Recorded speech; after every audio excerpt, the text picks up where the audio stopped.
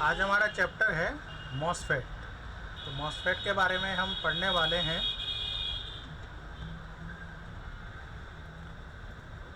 MOSFET का क्या क्या टाइप होता है।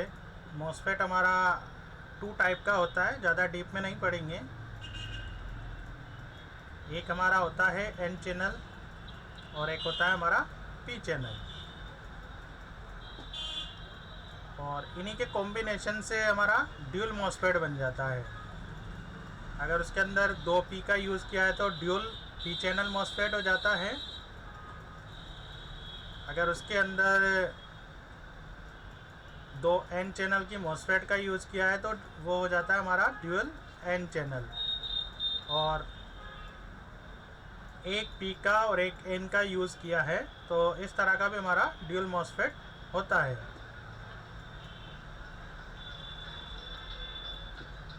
तो सबसे पहले हम मॉसफेट को जानेंगे कि भाई पी चैनल का मॉसफेट क्या होता है और मॉसफेट का यूज़ क्यों किया जाता है। आपने देखा होगा हमारे डेस्कटॉप में हमें मॉसफेट इस टाइप का मॉसफेट मिलता है जिसका हम 3 लेग बोल सकते हैं। तो इस शेप में आप जब देखते हैं इसको तो ये हमारा गेट होता है, ये हमारा सोर्स होता है और ये हमारा ड्रेन होता है। मॉसफेट में आपको मोस्टली यही 3 पॉइंट मिलेंगे, गेट, ड्रेन, सोर्स। तो काम कैसे करता है, ये गेट बाइसिंग के आधार पे काम करता है।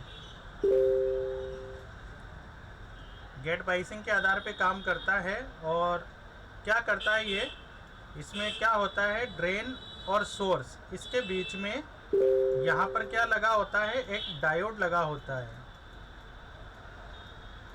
इस डायोड के आधार पर ही हम पता करते हैं ये कैसे काम करेगा, रिवर्स में काम करेगा, फॉरवर्ड में काम करेगा, क्योंकि डायोड का प्रिंसिपल यही है। मोस्टली आपने डायोड देखा होगा तो डायोड का शेप हमारा इस तरह से होता है। ये हमारा डायोड होता है। इस डायोड पर भी आप चले जाइए तो आप देख रहे हैं इसको थोड़ा सा बढ़ाइए तो आपको ये क्या नज़र आने लगा, ये ए नज़र आ रहा है, ए फॉर एनोड। तो ये इसका पॉजिटिव साइड होता है। यहाँ से देखिए इसका पॉजिटिव साइड किस प्रकार से दिख रहा है। मैं इसको बनाता हूँ एक बार फिर से। इसको करते हैं हम 2 पार्ट में डिवाइड। देखिए इस पार्ट को देखिए नेगेटिव, और इस लाइन को जब हम मिला देते हैं तो प्लस का सिंबल इधर होता है, ये नेगेटिव इधर है, ये प्लस है। तो एनोड जो साइड होगी हमारा वो पॉजिटिव है और ये साइड नेगेटिव है। ये साइड हमारा कैथोड है। कैथोड किस प्रकार से होगा उस चीज़ को देखिए। यहाँ पर देखिए ये हमारा ए बन रहा था, जब मैं इसको रिवर्स कर देता हूँ, इसको इधर घुमा देता हूँ तो इस प्रकार से हो जाता है। और इस प्रकार से मैं अगर यहाँ घुमा देता हूँ इसको तो देखिए ये क्या नज़र आ रहा है आपको, के फॉर हम कैथोड समझेंगे, होता सी से है, लेकिन आप इस तरह याद रखिए इसको। इनको क्लियर कर लेते हैं। देखिए ये डायोड बना, याद रखा, एनोड, कैथोड। कैथोड के लिए सी लिखते हैं, एनोड पॉजिटिव है, ये नेगेटिव है, ये फॉरवर्ड है। इसके लिए अगर कहीं पर इस साइड पर वोल्टेज होता है तो वो फॉरवर्ड में आ जाता है। जितना इस डायोड का लीकेज होता है 0.7 या इससे भी थोड़ा ज़्यादा हो सकता है। अलग अलग डायोड का अलग अलग लीकेज होता है। डायोड का टाइप भी बहुत सारा है, वो आपको इलेक्ट्रॉनिक्स में पढ़ लेना है, क्योंकि जितना सा हमारे काम आता है हम उसी को देखते हैं। एक इस तरह से आपका यहाँ पर Z बना होगा तो वो जिनर डायोड होता है, और एक इस तरह से हमारा S बना होता है तो ये हमारा शॉर्ट की डायोड होता है। ये जो सिंबल देख रहे हैं यहाँ का, इसके आधार पर अगर इसका शेप इस तरह से है तो ये जिनर डायोड हो जाएगा, और इस तरह से घुमा हुआ है, इस तरह से घुमा हुआ है तो ये हमारा शॉर्ट की डायोड हो जाएगा। तो इनका यूज़ अलग अलग जगह है। मेन तौर पे हम डायोड को याद रखना है हमें। तो अगर वोल्टेज इस साइड पर होता है तो ये वोल्टेज को रोक कर रखता है। इस लाइन का मतलब ये समझिए आप, इस वोल्टेज को ये रोक के रखेगा।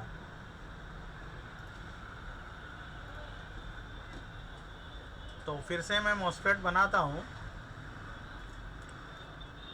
इस तरह भी हमें मॉसफेट मिलेगा। यहाँ पर डॉट होगा या फिर नंबर जो लिखा होगा इस तरह से लिखा होगा 4407 इस तरह से लिखा हुआ है, तो इसके नीचे हमारा ये पिन नंबर 1 होता है, ये 2, ये 3, ये 4, ये 5, 6, 7, 8। तो ये 8 पिन का हमारा मॉसफेट होता है। इसमें पिन नंबर 1, 2 और 3 ये हमारा सोर्स होता है। पिन नंबर 4 हमारा इसमें गेट होता है और ये पिन एक साथ कनेक्टेड रहता है और ये हमारा ड्रेन होता है। तो ऑलमोस्ट आपका 3 लेग ही निकल के आता है, इस तरह से ये 3 लेग ही निकल के आ रहा है। ये ड्रेन है, ये गेट है, ये सोर्स है। तो आपको उसी तरह ध्यान रखना है, आप प्रोब को इस पर लगाओ, इस पर लगाओ, इस पर लगाओ, एक ही बात है, ये आपस में बीप करेगा। तो मॉसफेट को देखना है आपको फिज़िकली। आप जब देखेंगे आपके पास माइक्रोस्कोप है, उससे देखेंगे तो इस तरह से आपको डिफरेंस उसमें नज़र आ जाएगा। ट्रैक को लेकर नहीं कंफर्म कर पा रहे हैं तो आप यहाँ पर प्रोब को रखिए और टच करते जाइए। अगर 4 पिन एक साथ बीप कर रहा है तो वो उसका ड्रेन है, 3 पिन एक साथ बीप कर रहा है तो उसका सोर्स है, गेट है। इसी प्रकार से ड्यूल मॉसफेट भी बन के आते हैं जो इंटरनल सर्किट पे डिपेंड करता है। अब इसमें ड्रेन और सोर्स के बीच में डायोड लगा होता है। अब वो डायोड का पोजीशन किस प्रकार से होगा वो चीज़ हमें जानना होता है। तो उस चीज़ के लिए आप ध्यान रखिए। मैं एक वर्ड लिखता हूँ यहाँ पर, DSP। इस वर्ड को ध्यान रखिए। इसके आगे आपके हिसाब से याद रखना है, हमने लिख रखा है इसको DSP लाखेरी। लाखेरी का आप L ध्यान रख लीजिए। अब मैं DS को डिफाइन करता हूँ, मतलब ये एक हमारा डायोड है, ये डायोड है। डायोड का पोजीशन ड्रेन टू सोर्स है, मतलब ड्रेन से सोर्स की तरफ है, इस तरह। तो वो हमारा P चैनल मॉसफेट होता है। DSP का अर्थ डायोड का पोजीशन ड्रेन से सोर्स की तरफ है, तो हमारा P चैनल मॉसफेट होता है। और P चैनल मॉसफेट कब ऑन होता है? जब इसका गेट क्या होता है? लो होता है। L से मतलब लो होता है। जब इसका गेट लो होगा तो ये काम करने लगेगा। मोस्टली जो P चैनल का मॉसफेट है, इसका गेट का जो वोल्टेज है 0 से आप 9 वोल्ट के लमसम मान लीजिए, इसके बीच में ये ऑन रहता है। मॉसफेट का भी अलग अलग मोड होता है। मॉसफेट को एज ए स्विच यूज़ कर सकते हैं और एज ए रेगुलेटर भी यूज़ कर सकते हैं। स्विच का उदाहरण आपका बिजली के बोर्ड पर काफ़ी सारे स्विच लगे होते हैं। बटन दबाया ट्यूबलाइट चालू हो गया, बटन दबाया बल्ब चालू हो गया, तो एज ए स्विच वहाँ पर वो काम कर रहा है। और रेगुलेटर को आप समझिए, आपका पंखे का रेगुलेटर है, उसको 1 पॉइंट पे किया तो पंखा उस हिसाब से चलेगा, 2 पॉइंट पे किया तो उस हिसाब से चलेगा। तो एज ए रेगुलेटर भी इसको यूज किया जा सकता है, मतलब इससे अलग अलग वोल्टेज को आउटपुट लिया जा सकता है। किसके आधार पर? गेट की बाइसिंग के आधार पर। तो मॉसफेट किसके आधार पे काम करता है? गेट बाइसिंग के आधार पे काम करता है। तो इसका गेट इम्पोर्टेंट हो जाता है। अब यूनिवर्सल कॉन्सेप्ट में आप क्या समझेंगे? आप ऐसा समझिए कि इसमें जो सारा थ्योरी हमारा जो चल रहा है वो डायोड को लेकर चल रहा है। ये डायोड है, अगर इस साइड हम वोल्टेज देंगे तो ये फॉरवर्ड कर जाएगा। तो जब कभी भी इस टाइप में मॉसफेट होता है तो उस पर क्या किया जाता है, जो डायोड का ब्लॉक करने वाला साइड है, ये इधर से अगर इधर वोल्टेज देंगे, इस साइड पर वोल्टेज देंगे तो ये क्या करेगा? ब्लॉक करके रखेगा। जब तक गेट का प्रॉपर बाइसिंग नहीं होगा ये वोल्टेज को इधर से इधर नहीं भेजेगा। इस प्रिंसिपल पे हमारा सारा काम होता है। यहाँ देखिए, ये हमने मॉसफेट बनाया 1 2 3 4 5 6 7 8। ये हमारा सोर्स हो गया, ये ड्रेन हो गया, और ये हमारा ड्रेन हो गया, सॉरी, ये गेट हो गया, और ये हमारा सोर्स।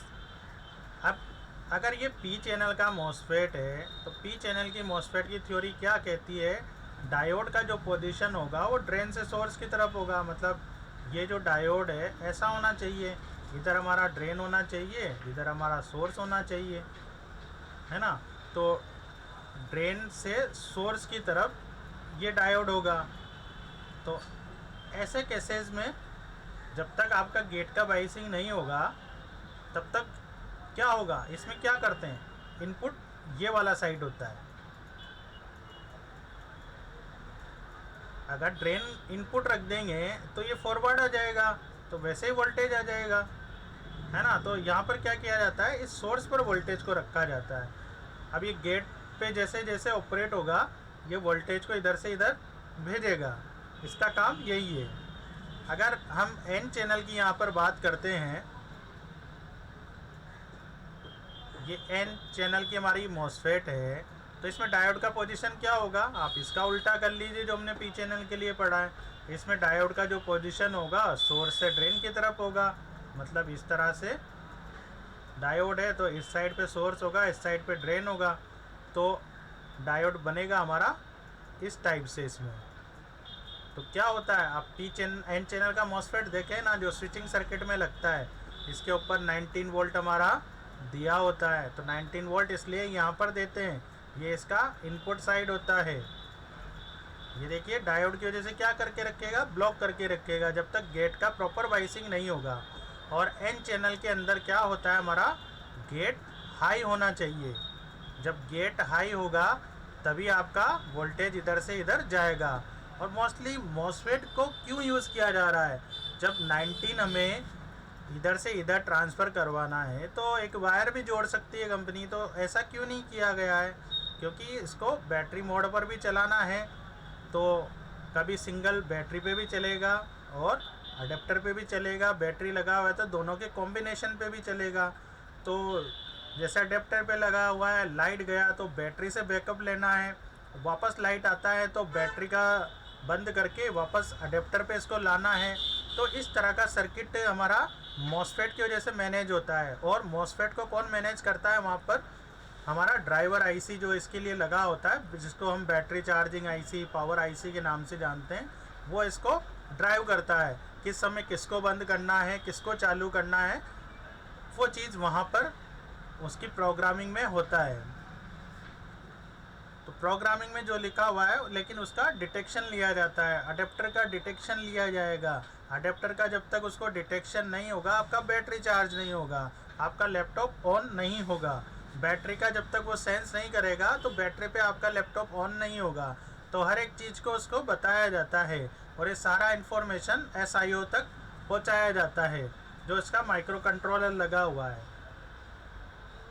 जब हमारा लैपटॉप ऑन होता है तो SIO चिप और PCH इसके कॉम्बिनेशन से ऑन होता है, लेकिन इसके कॉम्बिनेशन के पीछे बहुत सारा चीज़ काम करता है, बहुत सारा लॉजिक काम करता है। वो लॉजिक कहीं ना कहीं डिस्टर्ब हो जाता है और वही जो डिस्टर्बेंस हुआ है उसी को हमें ढूंढना होता है। तो यहाँ पर P और N चैनल में मात्र इतना सा डिफरेंस है, गेट की बाइसिंग देखनी है। P चैनल पे आएंगे तो P चैनल का गेट लो होना चाहिए, N चैनल का गेट हाई होना चाहिए। इतना हमें फ़िलहाल याद रखना है। जैसे जैसे हमारे पास से टॉपिक आएगा, एस्टेमेटिक डायग्राम आएगा, तो वहाँ पर हम और इसको समझेंगे। मेन जो प्रिंसिपल है उसको हमें समझना है। जैसे आपने यहाँ पर इनपुट देखा, किसका इनपुट क्या होता है, तो सोर्स पे दें, ड्रेन पे इनपुट दें, वो कैसे लगाया है उस चीज़ को भी तो समझना है ना। तो हमारे विन की लाइन में 3 मॉसफेट होते हैं। हमारा जो ये विन का लाइन बनता है तो इसमें 3 मॉसफेट मोस्टली हमें मिलते हैं। इन तीनों को हमारा जो बैटरी चार्जिंग आईसी या पावर आईसी होता है वो कंट्रोल करता है। और ये कंट्रोल किससे होते हैं, इनके गेट के आधार पे कंट्रोल होते हैं। इनका नाम कुछ भी हो सकता है। ये आरबी फेट हो सकता है, आरबी मतलब रिवर्स ब्लॉक को, बैटरी के वोल्टेज को ब्लॉक करके रखेगा। एक एसी के वोल्टेज को ब्लॉक करके रखेगा, एसी फेट, आरबी फेट। और इसको हम डिस्चार्ज मॉसफेट भी बोलते हैं। तो यही हमें देखने के मिलेगा, ये यहाँ भी हो सकता है, ये यहाँ भी हो सकता है। तो यही चीज़ हमें पता करना है, कौन बैटरी के वोल्टेज को रोक के रखेगा। मैं यहाँ पर कहता हूँ अडेप्टर हमने यूज़ नहीं किया है, हमने बैटरी लगाया, तो बैटरी का वोल्टेज इस पर आएगा, ये आगे भेजेगा, यहाँ बीच में हमारा CLR होता है, CLR से ये वोल्टेज यहाँ तक आएगा। अब इसमें एक जो मॉसफेट होगा वो RB फेट होगा, जो बैटरी के वोल्टेज को ब्लॉक करके रखेगा, इधर से इधर नहीं जाने देगा। अगर ये RB फेट में कोई प्रॉब्लम हो जाता है और ये वोल्टेज यहाँ चला जाता है और यहाँ पर आना है अपना अडेप्टर का वोल्टेज, तो जैसे यहाँ पर अडेप्टर का वोल्टेज आएगा, आपका यहाँ पर शॉर्ट सर्किट बना तो क्या होगा, तो दोनों के कॉम्बिनेशन पे आपका बोर्ड ऑन नहीं होगा, अडेप्टर पे आपका बोर्ड ऑन होगा। तो बहुत सारा ऐसा सिचुएशन आता है कि जब हम बैटरी और अडेप्टर को लगाते हैं तो ऑन नहीं होता है, तो उसमें हमें इन तीनों मॉसफेट को देखना होता है, AC FET RB FET proper काम कर रहा है नहीं कर रहा है, मॉसफेट शॉर्ट तो नहीं है, gate to source gate to drain drain to source के मॉसफेट शॉर्ट नहीं होना चाहिए। और मॉसफेट का यूज़ यहाँ पर क्यों किया जा रहा है, हमारे जो एम्पियर होता है इसको बूस्ट कराने के लिए मॉसफेट का यूज होता है। हमारे बोर्ड के अंदर वोल्टेज जो आपके अडेप्टर पे लिखा होता है 19 वोल्ट 20 वोल्ट, वही ट्रेवल नहीं करता है, उसके साथ एम्पियर भी ट्रेवल करता है। आपके अडेप्टर पे वो भी लिखा होता है, आपका जो अडेप्टर है 3.59 जो भी इस पर लिखा हुआ है एम्पियर, इतना एम्पियर मेंशन होता है, तो वो एम्पियर भी हमारा उसमें ट्रेवल करता है। तो वोल्टेज के साथ साथ एम्पियर का सही होना भी ज़रूरी है। आपने बहुत सारे बोर्ड में देखा होगा कि विन के मॉसफेट चेंज करने के बाद हमारा लैपटॉप वर्किंग सही चल रहा है, वो पहले ट्रिप कर रहा था, रैम लगाने पे ट्रिप कर रहा था, तो विन का हमने मॉसफेट चेंज किया और हमारा लैपटॉप वर्किंग हो गया। तो वहाँ प्रॉब्लम क्या था, 19 तो वो बराबर पास कर रहा था लेकिन एम्पियर पास नहीं कर रहा था, जिससे सिस्टम का लोड डिवाइड नहीं हो रहा था। जो सिस्टम लोड दे रहा है वो लोड ये नहीं दे पा रहा था। मॉसफेट चेंज करने से क्या हुआ, एम्पियर प्रॉपर जाने लगा, वोल्टेज प्रॉपर जाने लगा, तो बोर्ड हमारा ओके हो गया। तो मॉसफेट का काफ़ी सारा रोल है, तो मॉसफेट को आपको अच्छी तरह से याद रखना है। मॉसफेट का टाइप ध्यान रखिए, P channel N channel, P channel का गेट लो होना चाहिए, एन चैनल का गेट हाई होना चाहिए। जैसे हमारा एन चैनल का मॉसफेट हमने यूज़ किया तो उस पर 19 वोल्ट दिया, तो 19 वोल्ट हमें दूसरे साइड पे उससे चाहिए, तो हम क्या करेंगे, गेट का उससे 3 या 4 वोल्ट ज़्यादा होना चाहिए। इसी प्रकार पी चैनल में आप 3 या 4 वोल्ट कम करके नहीं, उसके अंदर 0 to 9 का स्लेब आप ध्यान रखिए। अगर 19 हम उससे पास कराना चाहते हैं तो 0 से 9 के बीच में उसका वोल्टेज होना चाहिए। 9 वोल्ट से बढ़कर वो 13 वोल्ट तक जाएगा तो एक सेचुरेशन मोड में काम करेगा, एज ए रेगुलेटर के रूप में वो काम करेगा, और कट ऑफ मोड में चला जाएगा। 13 वोल्ट से अगर उसका वोल्टेज ज़्यादा बढ़ाते जाएंगे तो कट ऑफ मोड में चला जाएगा, वो चीज़ हमें ध्यान रखना है। तो पी चैनल का मॉसफेट का अगर यूज़ हो रहा है हमारे सर्किट में तो उसके लिए क्या होता है, उसका गेट लो होता है। अब गेट लो कैसे करेंगे, 0 से 9 वोल्ट के बीच में, तो वहाँ पर क्या लगाया जाता है, वोल्टेज डिवाइडर लगाया जाता है। तो वोल्टेज डिवाइडर को भी हमें समझना है, तो वोल्टेज डिवाइडर को समझेंगे तभी तो गेट का कैलकुलेशन कर पाएंगे। तो वोल्टेज डिवाइडर क्या होता है, तो जो हमारा रजिस्टर होता है इसके अंदर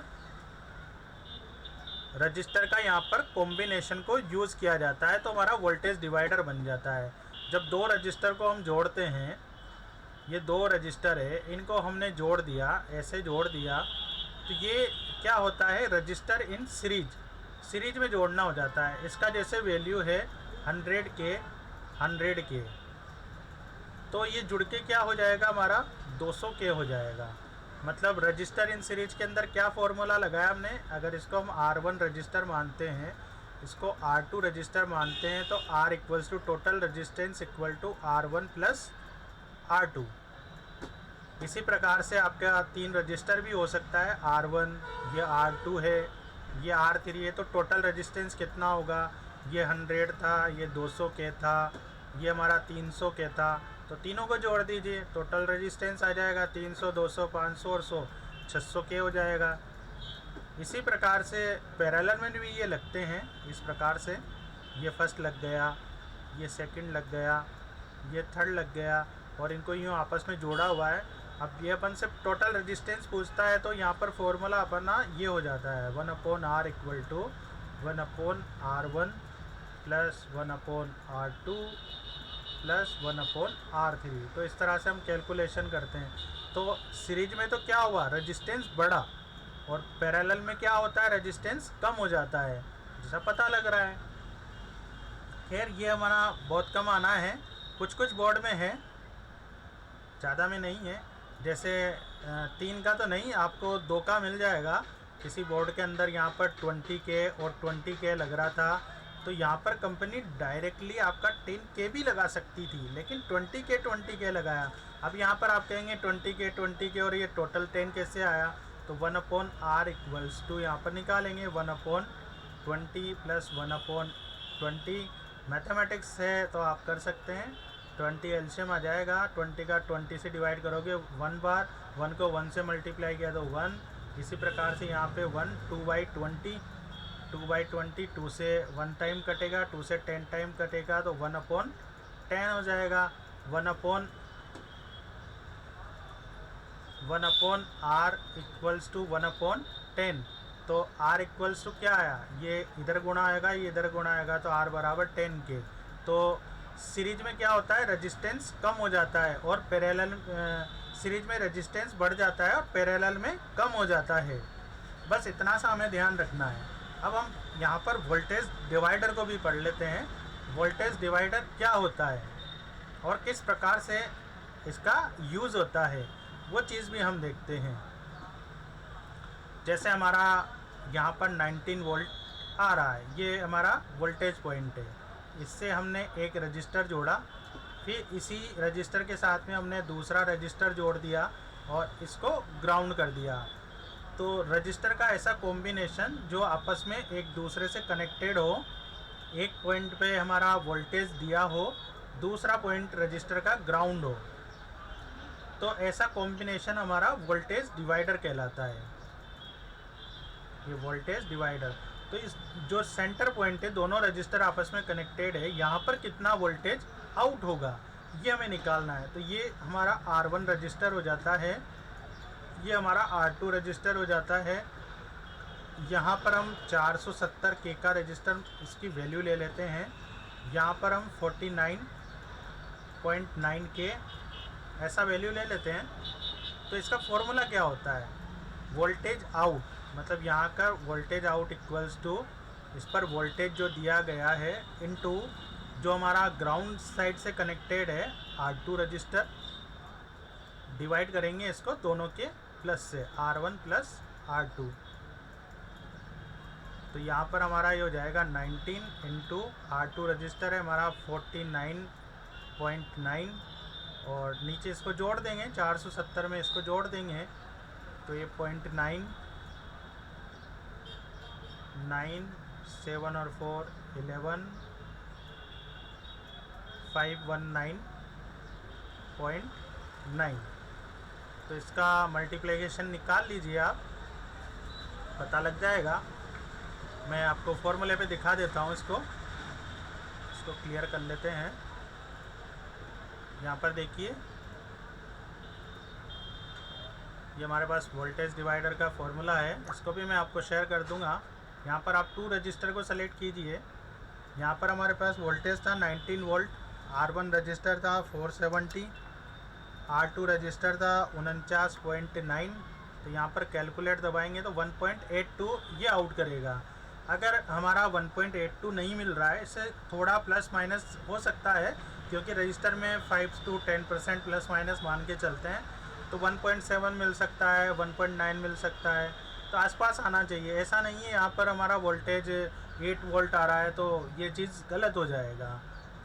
तो अगर 3 रजिस्टर का यहाँ पर कॉम्बिनेशन यूज़ किया है तब क्या होना है यहाँ पर, तो एक प्रिंसिपल को हम समझ लेते हैं 3 रजिस्टर के, कि 3 रजिस्टर का कॉम्बिनेशन पे क्या चीज़ यूज़ होना है।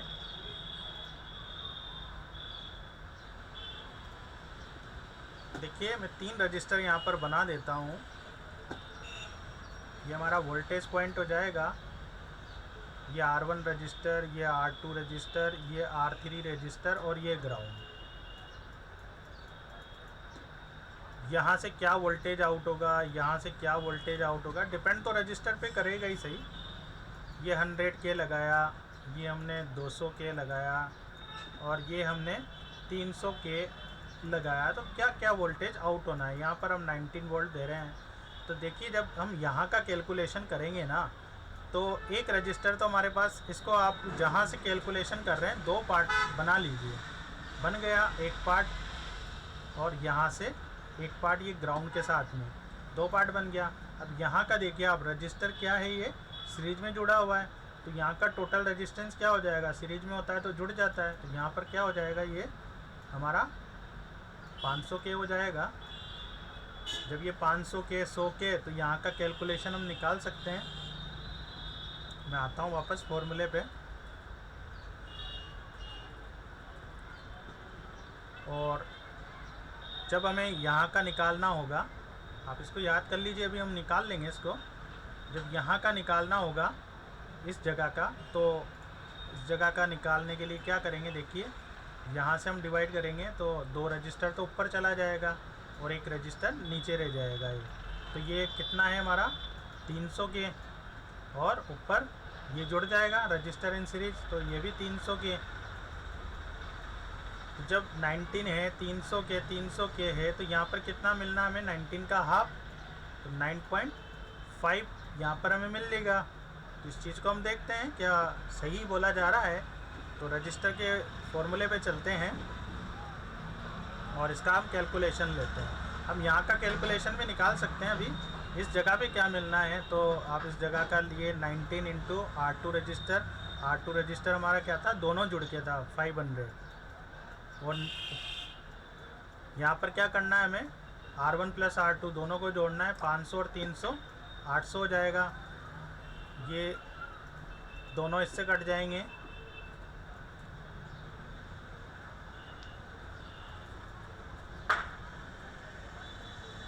$95 डिवाइडेड बाई 8, 1 कैरी, तो 1 टाइम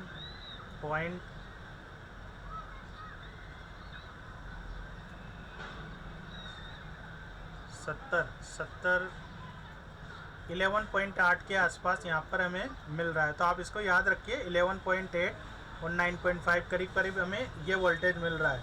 अब चलते हैं हम फॉर्मूले पर, इसी चीज़ को कंफर्म करने के लिए।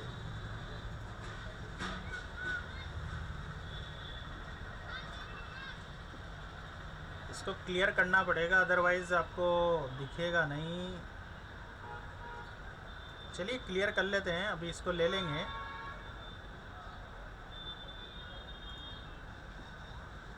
यहाँ पर देखिए 19 वोल्ट। मैं यहाँ पर पहले 2 रजिस्टर सेलेक्ट करके आपको दिखा देता हूँ। 19 जब हमारा 300K हो रहा था, मतलब ऊपर के नीचे वाले पॉइंट पे जब हम वोल्टेज निकाल रहे थे, तो 300K था, ऊपर का 100 और 200 हमने जोड़ दिया था। तब देखिए 9.5 बिल्कुल सही है जो हमने वहाँ पर निकाला था। और एक बार के लिए क्या कर रहे थे हम इसको, जब ऊपर हमारा केवल 100 रह रहा था और नीचे हमारा 500 हो रहा था, 200 और 300 को जोड़ के, तो ऊपर वाले पॉइंट पे हमने 11 पॉइंट कुछ निकाला है। देखिए ये आ रहा है 15.83, तो कहीं ना कहीं हमारे प्रॉब्लम हो गई है उसके अंदर कैलकुलेशन में। एक बार मैं यहाँ से बैक करता हूँ उसको, बिल्कुल सही है।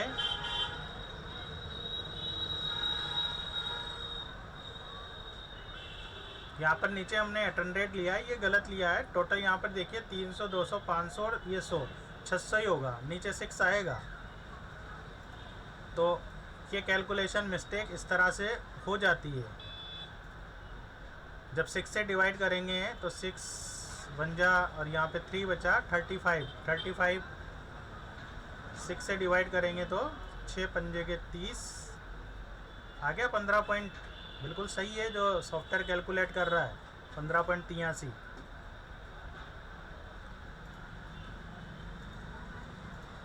चलिए अब हम 3 डायरेक्टली इसी चीज़ को कैलकुलेट करना होता तो इधर वाला फॉर्मूला हमारा है, इसको हम यूज़ करेंगे 3 रजिस्टर्स को। यहाँ पर हमारा 19 वोल्ट था, फर्स्ट रजिस्टर हमारा 100 था, दूसरा रजिस्टर हमारा 200 के था, तीसरा रजिस्टर 300 के था। यहाँ कैलकुलेट दबाया तो देखिए 15.83 9.5 इसने डायरेक्टली निकाल दिया है। तो इसने वही फार्मूला यूज़ किया है। जब हम यहाँ का कैलकुलेशन करते हैं तो यहाँ से 2 भाग कर लीजिए आप, ये R1 रजिस्टर हो जाएगा टोटल, और इन दोनों को मिला के हम R2 मानेंगे, इन दोनों को जोड़ लेंगे। तो यहाँ पर 200 और 300 को जोड़ा तो 500 हुआ, यहाँ पर ये 100 हुआ। तो इसी का कैलकुलेशन हमने 2 रजिस्टर से लगाया है। यहाँ पर देख रहे हैं 2 रजिस्टर से ये 19 दिया, R1 हमारा 100 हो गया और नीचे वाला हमारा 500 हो गया। ये कैलकुलेट किया तो 15.83 बिल्कुल सही आया। इसी प्रकार से फिर हम गए, यहाँ पर 100 था, 200, 300। जब हम यहाँ का निकाल रहे हैं तो ये ऊपर दोनों के रजिस्टर जुड़ जाएंगे, 100 और 200, 300, 300 और ये 300। जब हम इनको 300 300 कर देते हैं तो हमारा बिल्कुल हाफ वोल्टेज हो जाता है 9.50। तो यही कैलकुलेशन है।